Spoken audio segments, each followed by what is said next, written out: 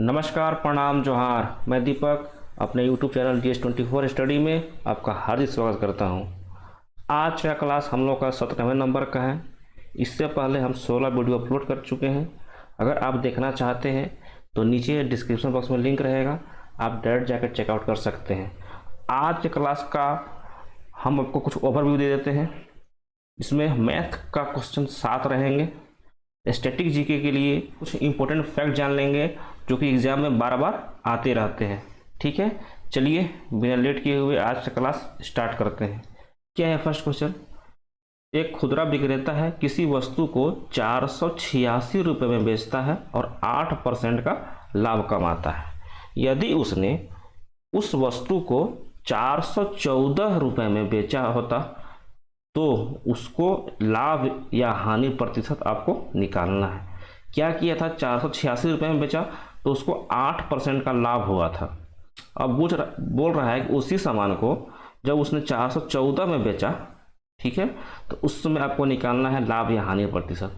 हम क्या करेंगे कि जो 8% दिया हुआ है लाभ, इसी से हम क्रयमूल और विक्रयमूल का रेशियो निकालेंगे।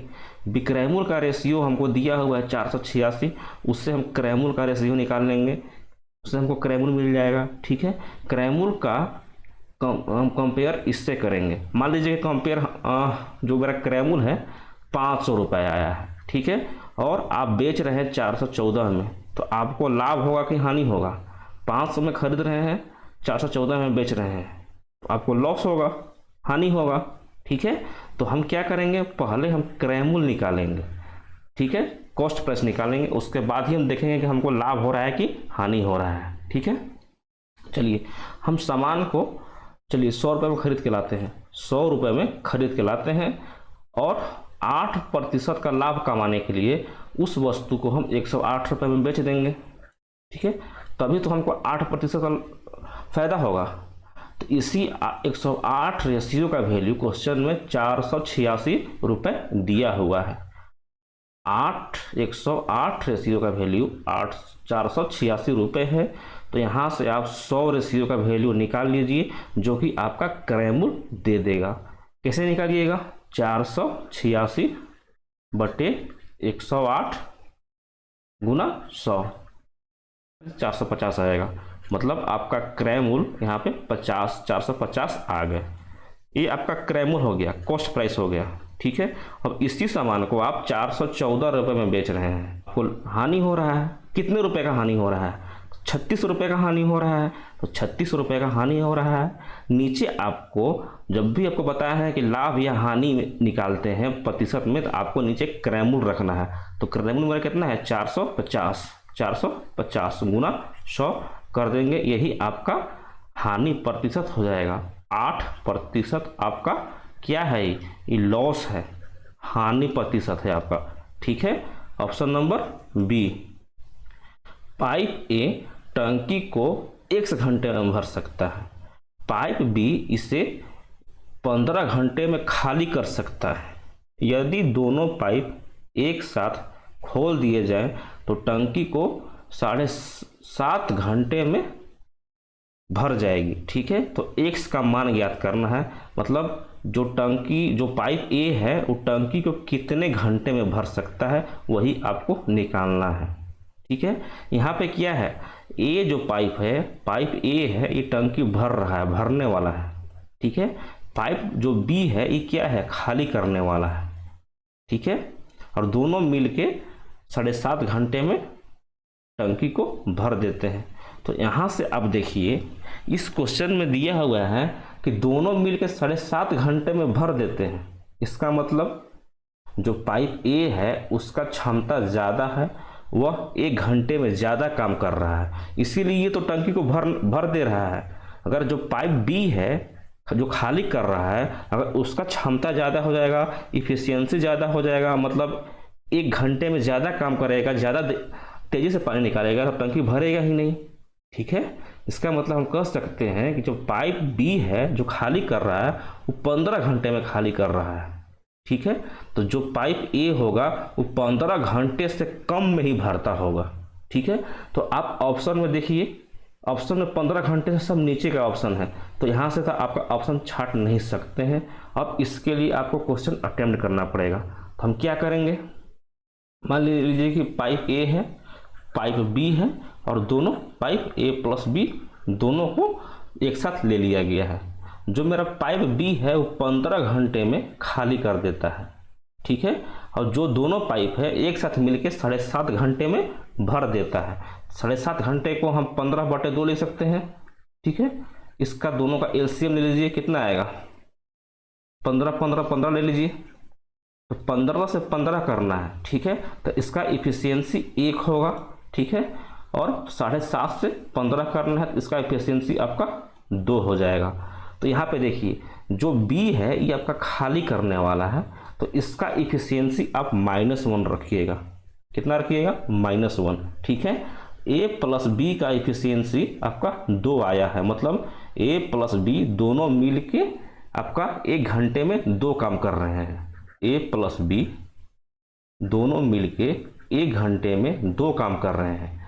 यहाँ ए प्लस बी का इफिशियंसी -1 है, -1 पुट कर दीजिए बराबर 2, ठीक है। तो यहाँ से आपका ए का इफिशियंसी निकल गया, ए का क्षमता निकल गया, ठीक है। मतलब ए जो है 1 घंटे में 3 काम करता है। जब ए 1 घंटे में 3 काम कर रहा है तो 15 काम को करने के लिए उसको 5 घंटे का समय लगेगा, ठीक है। इसीलिए option number D correct answer होगा। क्या है, ए किसी कार्य का 25% हिस्सा 3 दिन में पूरा करता है। 25% मतलब किसी काम का 25% मतलब 4 हिस्सा में से 1 हिस्सा, ठीक है। 25% का मतलब 1/4, तो 4 हिस्सा में से 1 हिस्सा वो 3 दिन में करता है, ठीक है। तो इसका मतलब है कि आपको 1 हिस्सा पूरा निकालना पड़े, 100% पूरा निकालना पड़े तो कितने दिन में करेगा, तो पूरा काम करने के लिए वो 12 दिन में कर लेगा। कितना दिन में कर लेगा, टोटल 12 दिन में कर लेगा। इसको जाके इधर मल्टीप्लाई हो जाएगा, ठीक है। बी है, बी इसी काम के आधे हिस्से को 18 दिन में करता है, उस काम का आधा हिस्सा को 18 दिन में करता है। तो उस पूरे काम को कितना दिन में करेगा, 18 दूना 36 दिन में कर लेगा, ठीक है। जो आपका ए है 12 दिन में काम कर लेता है, जो आपका बी है वो 36 दिन में पूरा काम कर लेता है। यदि ये दोनों एक साथ मिलकर कार्य करें तो उसी काम को कितने दिन में पूर्ण कर सकते हैं। मान लीजिए कि आपका इसका एलसीएम 36 है, जो आपका किया है ये आपका काम है, वर्क है, ठीक है। तो 12 से 36 होने के लिए 3 से गुना करना पड़ेगा, 36 से 36 होने के लिए 1 से गुना करना पड़ेगा। तो यानी ए का क्षमता 3 है, मतलब ए 1 दिन में 3 काम करता है, बी 1 दिन में 1 काम करता है, ठीक है। क्या करेंगे, हम दोनों को मिलाना है, तो दोनों मिल के ए प्लस बी दोनों मिल के 1 दिन में 3 + 1 4 काम करेंगे, ठीक है। तो आपको बताना है कितने दिन में कार्य कर लेंगे, ठीक है। तो 1 दिन में ए प्लस बी दोनों मिलके 4 काम करते हैं, ठीक है। तो 36 काम करने के लिए इसमें 9 से गुना कर दीजिए, तो इधर भी 9 से गुना करना पड़ेगा। तो 36 काम करने के लिए ए प्लस बी को 1 × 9 9 दिन टोटल समय लगेगा, 9 दिन इसका आंसर होगा, ऑप्शन नंबर सी। इसमें आपको माध्यिका निकालना है, ठीक है। माध्यिका नहीं है, माध्यिका है, ए वाला माध्यिका है, ठीक है। क्या है, 2 9 11 करके इसमें कुछ टर्म है। माध्यिका जब भी निकालिएगा ना, इस जितना भी टर्म दिया है आपको इसको अवरोही क्रम में लिखना पड़ेगा, असेंडिंग ऑर्डर में बढ़ते क्रम में लिखना पड़ेगा, ठीक है। पहले आप इसको बढ़ते क्रम में लिखिए। इसमें से 1 नहीं है, सबसे छोटा 2 है, 2 लिख लीजिए। 2 एक ही बार है। 3 कितने बार है, 1 2 3 बार 3 दिया हुआ है, ठीक है। 3 × 3 दिया हुआ है। उसके बाद कितने टोटल नंबर हो गए, 2 2 4 2 6 2 8 2 10 1 11 हो गए। 11 टोटल नंबर है, टोटल टर्म 11 है। तो आपको इसमें से बीच वाला निकालना पड़ेगा। तो मान लीजिए कि एक लाइन में 11 बच्चे खड़े हैं, आपको बोला जाएगा कि इसमें से 11 बच्चों में से जो बीच में है उसको आप लेके आ जाओ। तो आप कैसे निकालिएगा? आपको निकालना पड़ेगा 5 इधर से छोड़िएगा, 5 इधर से छोड़िएगा, जो बच गया वो आपका बीच में होगा। ठीक है, 5 इधर से छोड़ दीजिएगा, 5 इधर से छोड़ दीजिएगा, उसके बाद जो बच गया वही आपका उसका बीच में होगा। तो यहाँ से आपका इसका माध्यिका 5 आ जाएगा। माध्यिका निकालने के लिए पहले उसको असेंडिंग ऑर्डर में लिखना पड़ेगा, बढ़ते क्रम में लिखना पड़ेगा, आरोही क्रम में लिखना पड़ेगा। जब उसको लिख लीजिएगा तो नंबर ऑफ टर्म देख लीजिए कितना है। यहाँ पे 11 था टोटल। ठीक है, तो आपका इधर से भी छठा नंबर और इधर से भी छठा नंबर आपका वही माध्यिका होगा। अगर यहाँ पे टोटल 12 नंबर रहता तो तब कैसे करते? टोटल 12 नंबर यहाँ पे रहता तो ठीक है, मान लीजिए कि यहाँ पे 0 लिखा हुआ है। ठीक है, टोटल अब 12 नंबर हो गए, तब कैसे निकालते? तो उसके लिए आपको टोटल इधर से भी 6, इधर से भी 6 छोड़ना पड़ेगा, जो बीच में आएगा। ठीक है, वहीं पे आपको एक लाइन दे दीजिए। मान लीजिए कि इधर से आपका 6 छोड़िएगा, 3 और 3 6, यहाँ तक आइएगा आप। इधर से भी 6 छोड़िएगा तो यहाँ तक आइएगा, बीच में यहाँ पे आप एक लाइन आ जाएगा। ठीक है, मतलब जो टर्म आएगा 5 और 6 के बीच में आएगा। ठीक है, 5 और 6 के बीच में आपको क्या करना है? 5 + 6 करना है, उसको 2 से भाग कर देना है। कितना आ जाएगा? 5.5। ये आपका क्या निकला? क्या निकला? जब टर्म आपका 12 रहेगा तब ऐसे निकालना है। ठीक है, अगर आपको इसी क्वेश्चन में माध्य निकालने के लिए बोल दे तब कैसे निकालिएगा? माध्य निकालने के लिए आपको इसको अवरोही क्रम में लिखने की कोई ज़रूरत नहीं है, सिंपली इस सबको जोड़ दीजिए। ठीक है, और टोटल जितना नंबर है उससे भाग कर दीजिए। टोटल जोड़ने के बाद जितना नंबर आएगा उसको यहाँ पे लिखिएगा, और टोटल जितना नंबर है, इसमें 11 नंबर था तो 11 से इसको भाग कर दीजिएगा, आपका माध्य निकल जाएगा।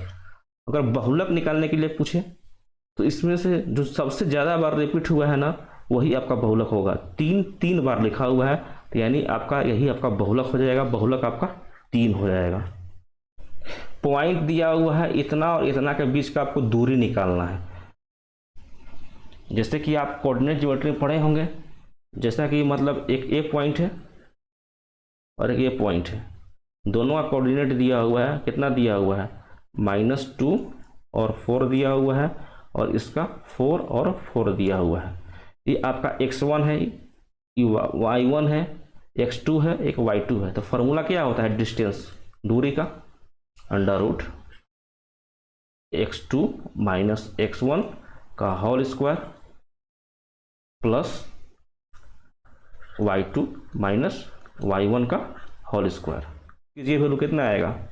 √ x2 कितना है? 4 माइनस x1 कितना है? -2, तो माइनस माइनस प्लस हो जाएगा, इतना का स्क्वायर, प्लस y2 कितना है? y2 आपका 4 है, y1 कितना है? 4 है, 4 - 4 इसका होल स्क्वायर 0 आ जाएगा। ठीक है, तो 4 + 2 6 का स्क्वायर कितना होगा? 36 + 0 √ में, तो 36 √ कितना हो जाएगा? 6 आ जाएगा। ठीक है, तो आपका दूरी 6 यूनिट का हो जाएगा। चक्रवृद्धि ब्याज पर 2 साल में 800 रुपये और 3 साल में 840 रुपये निवेश किया गया। ब्याज की दर मतलब कोई भी राशि 2 साल में 800 रुपये हो जा रहा है और 3 साल में 840 रुपये हो जा रहा है। तो ब्याज की दर मतलब रेट निकालना है, दर निकालना है। ठीक है, मान लीजिए कि कोई भी राशि P था, वो 2 साल के बाद 2 ईयर के बाद 800 हो जा रहा है। ठीक है, और 3 साल के बाद, तो 2 साल हो गए, तो अब यहाँ से 1 साल बचेगा, तो 1 ईयर में 840 हो जा रहा है। तो आपको दर निकालना है। तो यहाँ से देख रहे हैं आप 1 साल में कितना बढ़ रहा है? 40, 800 से 840 हो रहा है, आपका 40 बढ़ रहा है। ठीक है, कहाँ से? 800 से गुना 100 कर दीजिए, यही आपका रेट निकल जाएगा। 100 से 8 बार में जाएगा, 8 से 40 5 बार में जाएगा, आपका रेट 5% इसका आंसर हो जाएगा। 5% इसका आंसर हो जाएगा। अगर इस क्वेश्चन में आपको रेट 2 साल के लिए निकालने के लिए देता तब कैसे करते, तो वहाँ पे आपको स्क्वायर रूट ले लेना है। मान लीजिए कि आपका कोई भी नंबर, मान लीजिए कि आपका जो p है आपको दिया रहता 1600, ठीक है, और 2 साल के बाद ये आपका हो जाता है मान लीजिए कि 3600, ठीक है। तो आपको यहाँ से रेट निकालने के लिए बोले तो आप क्या कीजिएगा, डायरेक्ट इसका अंडर रूट कर दीजिए, अंडर रूट कर दीजिए, ठीक है। 0 से 0 उड़ा दीजिए, 16 बचा, 16 का अंडर रूट कितना करने पाएगा, 4 आएगा। 36 का कितना आ जाएगा, 6 आ जाएगा, ठीक है। तो आपका 4 से 6 हो रहा है, कितना बढ़ रहा है, 2 का बढ़ रहा है, कितना से, 4 से, गुना 100, कितना आ जाएगा, 50% इसका आपका रेट आ जाएगा, ठीक है। अगर यहाँ पे 3 साल के लिए देता तब कैसे करते, मान लीजिए कि एक क्वेश्चन दे देता कि 27,000 से 64,000 हो जा रहा है, 64,000, इसमें आप क्या कीजिएगा, क्यूब रूट कीजिएगा इसका, क्यूब रूट, ठीक है। 3 से 3 जीरो चला जाएगा, 27 का क्यूब रूट कितना आ जाएगा, आपका आ जाएगा 3, 64 का क्यूब रूट आपका 4 आ जाएगा। कितना का बढ़ोतरी हो रहा है, 1 का, कहाँ से, 3 से, गुना 100, 33.3% इसका करेक्ट आंसर हो जाएगा। अगर 27,000 से 64,000 का वृद्धि हो रहा है 3 साल में तो इसका रेट 33.3 होगा, ठीक है। तो आप रेट निकालने के लिए अलग अलग समय के लिए सीख चुके हैं। 1 साल के लिए कैसे निकाले हैं हम, 2 साल के लिए कैसे निकाले हैं हम, और 3 साल के लिए कैसे निकाले हुए हैं। पिता और पुत्र का वर्तमान आयु का योग 45 वर्ष है। 5 वर्ष पहले उनकी आयु का अनुपात 6:1 था। तो पिता का वर्तमान आयु निकालना है, ठीक है। पिताजी हैं और एक बेटा जी हैं, पुत्र हैं, ठीक है।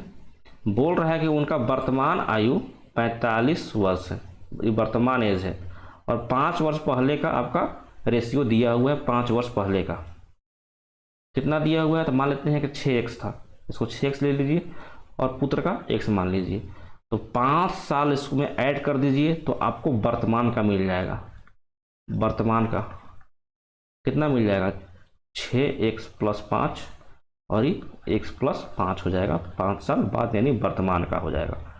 तो इसी का एज दोनों का दिया हुआ है, वर्तमान आयु का योग है, यही दोनों का वर्तमान है। तो दोनों को जोड़ने पर 45 के बराबर कर दीजिए, तो कितना आएगा, 7x + 10 = 45 आ जाएगा। तो यहाँ से आपका x का वैल्यू कितना हो जाएगा, ये जाकर इधर 35 हो जाएगा, काट दीजिएगा तो x का वैल्यू आपका 5 मिलेगा यहाँ से, ठीक है। तो आपको पिताजी की वर्तमान आयु निकालना है। वर्तमान आयु पिताजी का यही है, 6x + 5, 6x + 5 कितना हो जाएगा, 6 × 5 = 30 और 5 = 35 वर्ष का उसका पिताजी का उम्र हो जाएगा, जो कि वर्तमान में होगा, ठीक है। चलिए यहाँ से आपका स्टडी जीके स्टार्ट हो रहा है। क्या है, एक शराबी व्यक्ति में किस विटामिन का कमी होता है। जो शराबी व्यक्ति है उसमें विटामिन सी का कमी होता है, ठीक है। विटामिन सी से एक और क्वेश्चन पूछता है कि जो हम लोगों का घाव हो जाता है उसको ठीक करने के लिए कौन सा विटामिन आवश्यक है। तो घाव ठीक करने के लिए विटामिन सी की आवश्यकता हमें पड़ता है। विटामिन सी की कमी से कौन सा रोग होता है, स्कर्वी। विटामिन सी का रासायनिक नाम क्या है, स्कॉर्बिक एसिड। वो पढ़े थे ना हम लोग, रथ एक trophy. Vitamin A retinol, vitamin B thiamine, vitamin C ascorbic acid, vitamin D calciferol, vitamin E tocopherol, और विटामिन के कौन सा, फ्लोकिनोन। इसमें से बी और सी विटामिन जो है वो आपका जल में घुलनशील होगा, और आपका फैट में घुलनशील, मतलब वसा में घुलनशील कौन सा, कीड़ा। याद किए थे हम लोग, विटामिन के, ई, डी और ए। जो आपका ए विटामिन है ये आपका लीवर में, यकृत में संचित रहता है, स्टोर होता है, ठीक है। विटामिन से क्वेश्चन पूछता है कि विटामिन के फाउंडर या संस्थापक कौन थे, ठीक है। मतलब साइंटिस्ट इनका बताना था कि किसने खोज किया था विटामिन का, कौन थे, फंक भाई साहब, फंक नाम था उनका, ठीक है। फंक से पकड़ लीजिएगा, विटामिन के आविष्कारक थे। फंगस में जो आपका स्टोर भोजन होता है किस रूप में करता है, तो ग्लाइकोजन के फॉर्म में करता है। हम लोग भी, मनुष्य भी, हम लोग ग्लूकोज को ग्लाइकोजन के फॉर्म में कन्वर्ट कर देते हैं। ठीक है, कौन करता है? इंसुलिन। और जाके ग्लाइकोजन कहाँ स्टोर हो जाता है? लीवर में। ठीक है, क्या होता है उसमें मनुष्यों में कि आपका एक पेनक्रियाज होता है जिसको हम एग्नास कहते हैं, लैंगरहांस की कनिकाएं या कुपिकाएं होती हैं। ठीक है, उसी से आपका बीटा सेल से इंसुलिन निकलता है। और इंसुलिन क्या क्या काम है? आपका जो शरीर में ग्लूकोज की मात्रा को कंट्रोल करता है। अगर ग्लूकोज ज़्यादा हो गया तो उसको ग्लाइकोजन में बदल देता है और ग्लाइकोजन जाके आपका लीवर में यकृत में जाके स्टोर हो जाता है। ठीक है, सेम टू सेम आपका जो कवक है ये भी भोजन ग्लाइकोजन के फॉर्म में ही उसको स्टोर करके रखता है। जो फंगस है इसमें आपका सेल वॉल पाया जाता है, मतलब कोशिका भित्ति पाया जाता है। बैक्टीरिया में पाया जाता है, कवक में पाया जाता है और पेड़ पौधों में पाया जाता है। क्या आपका ह्यूमन बींग्स में, जंतु में पाया जाता है क्या सेल वॉल, कोशिका भित्ति? नहीं, कोशिका भित्ति नहीं पाया जाता है। ठीक है, एग्जाम में पूछता है जो कवक का जो सेल वॉल है, कोशिका भित्ति है, किससे बना होता है? काइटिन से। किससे? काइटिन। ठीक है, और जो सेल वॉल है आपका कोशिका भित्ति है प्लांट का, वो किससे बना होता है? प्लांट का बना होता है सेलुलोज से। ठीक है, सेलुलोज से बना होता है प्लांट का। बैक्टीरिया किससे बना होता है कोशिका भित्ति? तो पेप्टिडोग्लाइकन से बना होता है, पेप्टिडोग्लाइकन। ठीक है, कवक का अध्ययन, फंगस का अध्ययन को क्या बोलते हैं? माइकोलॉजी। आपको हम दो टर्म बताए थे, माइकोलॉजी और फाइकोलॉजी। कवक का अध्ययन माइकोलॉजी और फाइकोलॉजी शैवाल का अध्ययन, एल्गी का अध्ययन। चंद्र ग्रहण किस स्थिति में लगता है? चंद्र ग्रहण जब आपका सूर्य और चंद्रमा के बीच कौन आ जाता है? पृथ्वी आ जाता है, उस टाइम चंद्र ग्रहण लगता है। सूर्य ग्रहण कब लगता है?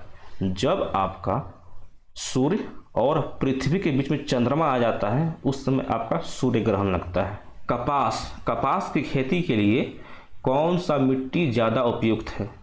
तो आपका काली मिट्टी सबसे ज़्यादा उपयुक्त है। काली मिट्टी को ही रेगुर मिट्टी बोलते हैं। कौन सा? रेगुर मिट्टी, ब्लैक सॉइल बोलते हैं। नेक्स्ट क्या है? पृथ्वी अपनी धुरी पर किस दिशा की ओर घूमती है? पृथ्वी अपनी धुरी पर किस दिशा की ओर घूमती है? तो पश्चिम से पूर्व घूमती है, वेस्ट टू ईस्ट। इसीलिए तो सूर्य पूरब से दिखाई देता है हम लोगों को। कि कौन से ऐसे दो ग्रह हैं जो पृथ्वी के अपोजिट साइड में घूमती है? कौन कौन सा ग्रह था? तो वेनस और यूरेनस। कौन सा? शुक्र और अरुण। शुक्र और अरुण जो हैं पूर्व से पश्चिम घूमते हैं। ठीक है, इसको याद रखिएगा। यूरेनस को हरा ग्रह के नाम से भी जानते हैं। ये तीसरा सबसे बड़ा प्लानेट है। सबसे बड़ा प्लानेट कौन सा है? जुपिटर, जिसको हम बृहस्पति बोलते हैं। दूसरा शनि है और तीसरा यूरेनस, यानी आपका अरुण है, उसके बाद आपका वरुण है चौथे नंबर पे। फिर कौन सा है? पृथ्वी है, फिर शुक्र है, फिर मंगल है, फिर बुध है। ठीक है, चलिए वेनस के बारे में तो पता ही होगा, शुक्र के बारे में कि सूर्य का सेकेंड सबसे नज़दीक है बुध के बाद। इसको सांझ का तारा, भोर का तारा सबसे गर्म ग्रह है। सबसे गर्म ग्रह क्यों है? क्योंकि यहाँ पे कार्बन का मात्रा ज़्यादा पाया जाता है। ठीक है, नेक्स्ट क्या है? ब्रिटिश सरकार की सरकारी रिपोर्ट को किस नाम से जाना जाता है? सरकारी रिपोर्ट को किस नाम से जाना जाता है? आपको हम सब करा चुके हैं प्रश्न। ठीक है, तो ब्लू बुक के नाम से हम जानते हैं। जितना भी आपका गवर्नमेंट रिपोर्ट जो भी आता है ना ब्रिटिश सरकार का, इंग्लैंड का, उसको हम ब्लू बुक के नाम से जानते हैं। एक क्वेश्चन और है, येलो बुक कहाँ का फेमस है? येलो बुक, पीला किताब, ये है आपका फ्रांस का, फ्रांस। ठीक है, भारत का कौन सा है? White paper, white paper. ठीक है, भारत का याद रखिएगा, व्हाइट पेपर आपका जितने भी सरकारी रिपोर्ट है आपको व्हाइट पेपर पे रहता है। ब्रिटिश का ब्लू बुक में और फ्रांस का येलो बुक में। ठीक है, चलिए। खून का लाल रंग किसकी उपस्थिति के कारण होता है? तो हीमोग्लोबिन के कारण होता है। किसके कारण? हीमोग्लोबिन के कारण। हीमोग्लोबिन में कौन सा मिनरल पाया जाता है? आयरन। कौन सा? आयरन। ठीक है, इंसुलिन आपको पीछे पता है हम, इंसुलिन में कौन सा मिनरल होता है? इंसुलिन में आपका जिंक होता है। Zn, जिसका एटॉमिक नंबर होता है 30, ठीक है। क्लोरोप्लास्ट, जिसके कारण पेड़ पौधों का रंग हरा होता है, उसमें कौन सा मिनरल होता है? मैग्नीशियम। ये आपको 3 याद रखना है। आयरन कहाँ पे? हीमोग्लोबिन में। जिंक कहाँ? इंसुलिन में। मैग्नीशियम कहाँ? क्लोरोप्लास्ट में, जिसके कारण पेड़ पौधे का रंग हरा होता है, उसमें आपका मैग्नीशियम होता है, ठीक है। खून, ब्लड आ गया। ब्लड में आपका 2 चीज़ होते हैं, एक लिक्विड पार्ट होता है, एक सॉलिड पार्ट होता है। ठोस पार्ट होता है, एक द्रव पार्ट होता है, ठीक है। द्रव पार्ट आपका 45% होता है, जिसको कि हम प्लाज्मा बोलते हैं, ठीक है। सॉलिड पार्ट में 3 आते हैं, कौन कौन सा? आरबीसी, डब्ल्यूबीसी और प्लेटलेट्स। मतलब रेड ब्लड कार्पल्स, लाल रक्त कणिकाएं, व्हाइट ब्लड कार्पल्स मतलब श्वेत रक्त कणिकाएं, और प्लेटलेट्स मतलब बिंबाणु, ठीक है। ये आपका सॉलिड पार्ट में आता है, इसका परसेंटेज 45% है। आरबीसी को साइंटिफिक नेम क्या है? एरिथ्रोसाइट। डब्ल्यूबीसी का साइंटिफिक नेम क्या है? ल्यूकोसाइट, ठीक है। और प्लेटलेट्स का क्या नाम है? Scientific name thrombocyte. Erythrocyte, leucocyte और थ्रोम्बोसाइट, ये आपको याद रखना है। और क्या आता है? आरबीसी और डब्ल्यूबीसी का निर्माण कहाँ पे होता है? बोन मैरो में होता है। हड्डी बताए थे आपको हम, हड्डी के बीचों बीच जो खाली स्थान होता है ना, यहीं पे आपका आरबीसी और डब्ल्यूबीसी का निर्माण होता है। इसको हम अस्थि मज्जा बोलते हैं हिंदी में, बोन मैरो को। चलिए नेक्स्ट क्या है? लीवर में भविष्य के लिए कौन सा विटामिन, इसको आपको तो बता चुके हैं कि लीवर में विटामिन ए आपका स्टोर रहता है, ठीक है। लीवर आ गया। लीवर का अध्ययन को क्या बोलते हैं? हिपैटोलॉजी। क्या चीज़? हिपैटोलॉजी, ठीक है। आपको मान लीजिए कि कोई जहर खा के अगर डेथ किसी का हुआ है, तो फॉरेंसिक लैब में उसका क्या जांच करते हैं? उसका लीवर जांच करते हैं कि सबसे पहले जहर लीवर को पर ही अटैक करता है, ठीक है। वहीं पर जाके जहर स्टोर भी होता है, इसीलिए फॉरेंसिक लैब में सबसे पहले लीवर का ही जांच किया जाता है, जो जहर खाकर मरता है आदमी, ठीक है। लीवर का अध्ययन से आपको क्या बताया था? हेपेटोलॉजी। और हेपेटाइटिस और जॉन्डिस 2 ऐसे रोग हैं जो कि लीवर को इफेक्ट पहुंचाते हैं। एग्जाम में पूछता है हेपेटाइटिस से कौन सा अंग प्रभावित होता है? लीवर, यकृत। जॉन्डिस से आपका लीवर, यकृत। जॉन्डिस कैसे होता है? तो आपका लीवर से, यकृत से बाइल जूस निकलता है, पित्तरस, जो कि आपका गोल ब्लैडर में जाके स्टोर होता है। अगर जिसको हम कि बिलुबुरिन बोलते हैं, अगर उसका मात्रा ज़्यादा हो जाता है, ठीक है, तो उसको हम क्या बोलते हैं? पीलिया रोग, जॉन्डिस बोलते हैं, ठीक है। चलिए, पनडुब्बी में पानी के अंदर से बाहर की वस्तुओं को देखने के लिए किस यंत्र का उपयोग किया जाता है? पनडुब्बी, सबमरीन, जो कि एक बार जाती है तो महीनों महीने तक पानी के अंदर ही रहती है, तो उसमें कौन सा यंत्र का इस्तेमाल किया जाता है? तो पेरिस्कोप का इस्तेमाल किया जाता है। इंपॉर्टेंट सवाल है, इसको ध्यान में रखिएगा कि पेरिस्कोप का इस्तेमाल किया जाता है पनडुब्बी में, ठीक है।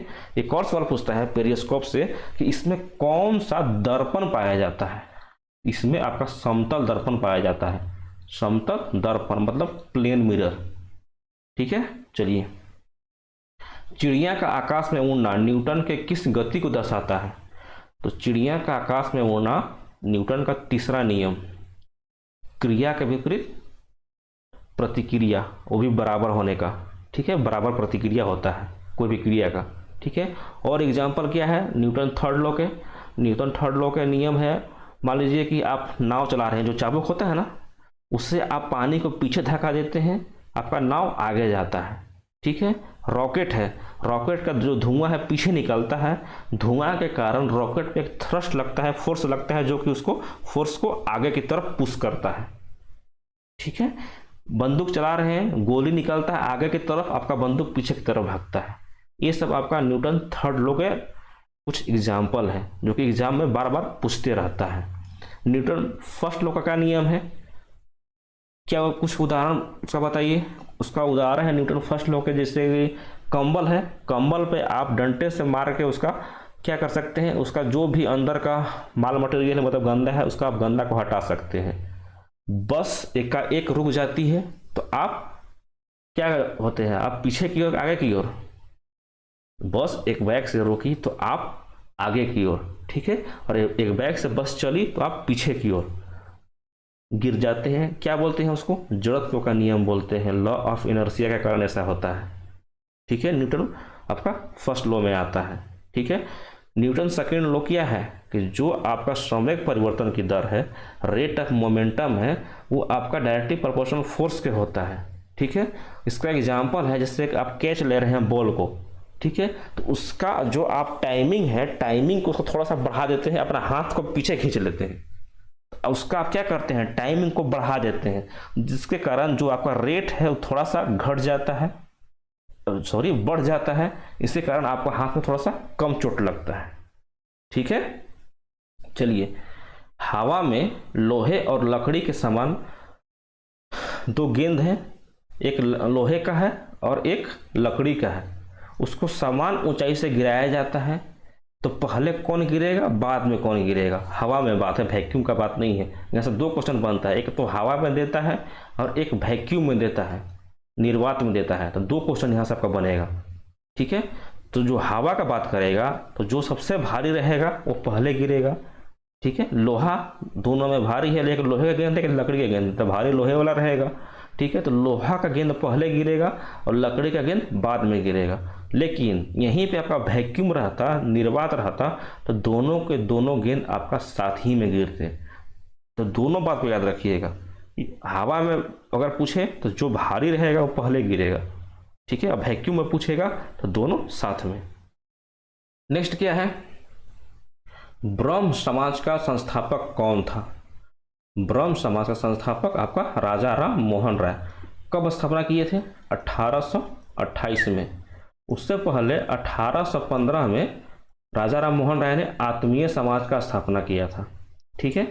आत्मीय समाज 1829 में सती प्रथा के खिलाफ इन्होंने आंदोलन लड़ा था। किसके साथ मिलके? लॉर्ड विलियम बेंटिक के साथ मिलके सती प्रथा आंदोलन के लिए लड़ाई लड़ा था। राजा राम मोहन राय, राजा को उपाधि किसने दिया था? अकबर सेकंड, अकबर द्वितीय ने। इनका एक पुस्तक है, बुक है, क्या नाम है इनका? संवाद कुमोदी। कौन सा? संवाद कुमोदी। इनका एक अखबार है, अखबार का क्या नाम है? मिरातुल। पूछता है एग्जाम में कि मिरातुल अखबार किनका है? तो राजा राम मोहन राय का, ठीक है। इतना चीज आपको राजा राम मोहन राय से याद करना पड़ेगा कि राजा के उपाधि अकबर द्वितीय, ठीक है। उनका बुक संवाद कुमोदी, अखबार मिरातुल। 1828 में ब्रह्म समाज का स्थापना, 1815 में आत्मीय समाज का स्थापना, 1829 में सती प्रथा के लिए इन्होंने आंदोलन छेड़ा था लॉर्ड विलियम बेंटिक के साथ मिलके। नेक्स्ट क्या है? निकट दृष्टि दोष को दूर करने के लिए किस लेंस का उपयोग किया जाता है? निकट दृष्टि दोष, मायोपिया को सही करने के लिए आपका अवतल लेंस का जरूरत पड़ता है। निकट दृष्टि दोष में आपको निकट का चीज तो दिखाई देगा, लेकिन दूर का चीज आपको दिखाई नहीं पड़ता है। इसमें क्या होता है कि जो आपका नेत्र गोलक है, आई बॉल है, वो बड़ा हो जाता है, ठीक है। जिसके कारण आपका जो फोकस है, प्रतिबिंब है, रेटिना पर नहीं बनने पाता है, रेटिना से जस्ट पहले ही बन जाता है। इसीलिए आपको निकट की चीजें दिखाई देती हैं, दूर की चीज आपको स्पष्ट नहीं दिखाई देती है। जस्ट इसका उल्टा है दूर दृष्टि दोष में। उसमें आपको दूर की चीजें तो दिखाई देती है, लेकिन जो नजदीक की चीजें हैं आपको दिखाई नहीं देती हैं। उसमें हम उत्तल लेंस का प्रयोग करते हैं। तो इतना आप याद रखिए कि निकट दृष्टि दोष में अवतल लेंस का उपयोग करते हैं, ठीक है, और दूर दृष्टि दोष में आपका उत्तल लेंस का प्रयोग करते हैं, ठीक है। ये भी याद कर सकते हैं कि मेरा जो अवतल लेंस है वो आपका डाइवर्जिंग होता है, मतलब प्रकाश को फैलाने वाला है, और आपका उत्तल लेंस प्रकाश को एक जगह बटोरने के लिए है, मतलब कन्वर्जिंग लेंस है, ठीक है। मिरर में उल्टा होता है, मिरर में उल्टा होता है। अवतल दर्पण है कन्वर्जिंग, एक जगह आपका जमा करने वाला, ठीक है, और उत्तल दर्पण है आपको अलग अलग उसको फैलाने वाला। तो दर्पण और लेंस में आप कंफ्यूज नहीं होइएगा, ठीक है। नेक्स्ट क्या है? टेलीविजन के रिमोट में किस प्रकार के तरंगों का उपयोग किया जाता है? ये तो रेलवे का फेमस क्वेश्चन है। टेलीविजन का जो रिमोट है उसमें आपको इंफ्रारेड रे का उपयोग किया जाता है, ठीक है। कौन सा किरण? औरक्त किरण, हिंदी में बोलते हैं इसको औरक्त किरण, इसको याद रखिएगा हिंदी में। और इंग्लिश में इंफ्रारेड रे, टेलीविजन के रिमोट में। ठीक है। कार के साइड मिरर में कौन सा दर्पण होता है? साइड मिरर में उत्तल दर्पण। ठीक है।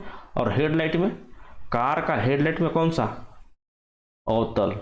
इसको याद रखिएगा कि साइड मिरर में उत्तल और हेडलाइट में अवतल, क्योंकि आपको बता चुके हैं कि जो दर्पण होता है उत्तल दर्पण, वो आपका प्रकाश को फैलाता है।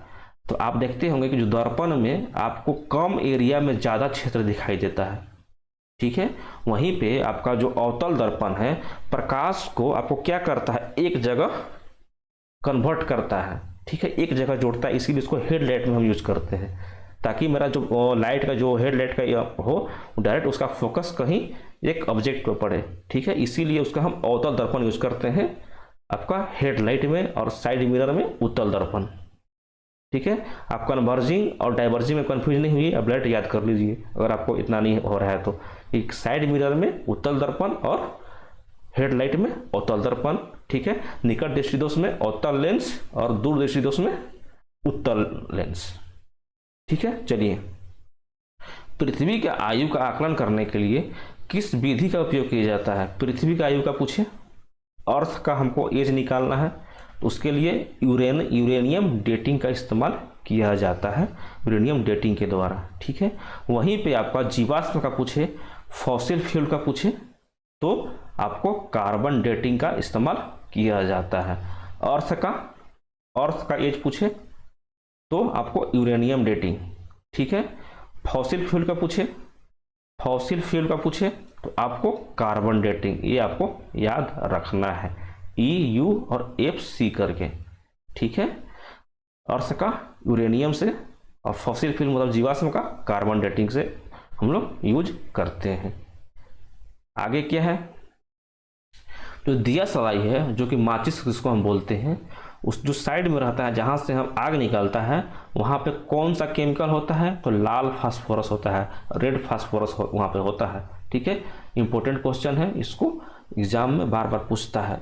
एक होता है आपका श्वेत फास्फोरस, उसका आप कमेंट बॉक्स में डालिएगा कि उसका क्या काम है। व्हाइट फास्फोरस का चूहे मारने का काम है कि क्या काम है उसका? ठीक है। मान लीजिए कि आपका लाइट बोलते हैं, क्या बोलते हैं? लालटेन बोलते हैं हम लोग गांव में, और ढिबरी भी बोलते हैं। ठीक है। तो उसमें जो आपका बाती दिया रहता है, उस बाती से आपका देखते होंगे कि तेल ऊपर में चढ़ जाता है। ठीक है, लाइट जलने के कारण। तो किसके कारण होता है? तो केशिकत्व बोलते हैं हिंदी में, और इंग्लिश में बोलते हैं इसको कैपिलरिटी। ठीक है। ये जो आपका तेल है ऊपर में चढ़ने लगता है, हिंदी में केशिकत्व और इंग्लिश में कैपिलरिटी इसको बोलते हैं, इसको याद रखना है। ठीक है। महासागर में डूबी वस्तुओं का स्थिति का पता करने के लिए कौन सा यंत्र का उपयोग किया जाता है? सोनार, साउंड नेविगेशन एंड रेंजिंग होता है। ठीक है, साउंड नेविगेशन एंड रेंजिंग, इसका तो फुल फॉर्म ही पूछ लेता है, साउंड नेविगेशन एंड रेंजिंग। ठीक है। समान ट्यूबलाइट में कौन सा गैस पाया जाता है? ट्यूबलाइट को हम लोग क्या बोलते हैं? मरकरी, तो मरकरी तो होगा। ठीक है। एक और कौन सा गैस? आर्गन। मरकरी को क्या चीज से डिनोट करते हैं? Hg से। एटॉमिक नंबर कितना होता है? 80। आर्गन को सिंबल क्या है? Ar। एटॉमिक नंबर कितना है? 18। ठीक है। नेक्स्ट क्या है? मानव गुर्देव, जो मानव का किडनी है, उसमें बनने वाली पथरी किसकी बनी होती है? जो पथरी हो जाता है ना किडनी में, किसका के कारण होता है? कौन सा केमिकल के कारण? कैल्शियम ऑक्जेलेट के कारण। इसको याद रखिएगा, बार बार एग्जाम में पूछता है। ठीक है। कैल्शियम ऑक्जेलेट के कारण जो किडनी है उसमें पथरी हो जाता है। गुर्दे के अध्ययन को क्या बोलते हैं? नेफ्रोलॉजी। किडनी का अध्ययन को नेफ्रोलॉजी बोलते हैं। वायुयान के टायरों में कौन सी गैस भरी जाती है? वायुयान का जो प्लेन है ना, जो टायर रहता है, उसमें आपका हीलियम भरा रहता है, क्योंकि सबसे हल्की गैस होती है। इससे भी हल्की गैस होता है आपका हाइड्रोजन। कौन सा? हाइड्रोजन। लेकिन हाइड्रोजन क्यों नहीं भरते हैं? क्या ऐसा कमी है? नहीं, कमी के कारण नहीं, ये आपका ज़्यादा ज्वलनशील है। ठीक है। तुरंत इसमें आग पकड़ लेता है। इसी कारण हम लोग हाइड्रोजन का इस्तेमाल नहीं करते हैं, हम लोग हीलियम का इस्तेमाल करते हैं वायुयान के टायरों में। ठीक है, चलिए आज का क्लास हम लोग यहीं पे समाप्त करते हैं। अगर आपको पसंद आया होगा क्लास तो लाइक कीजिएगा, चैनल को सब्सक्राइब करके ही जाइएगा। जय हिंद, जय भारत।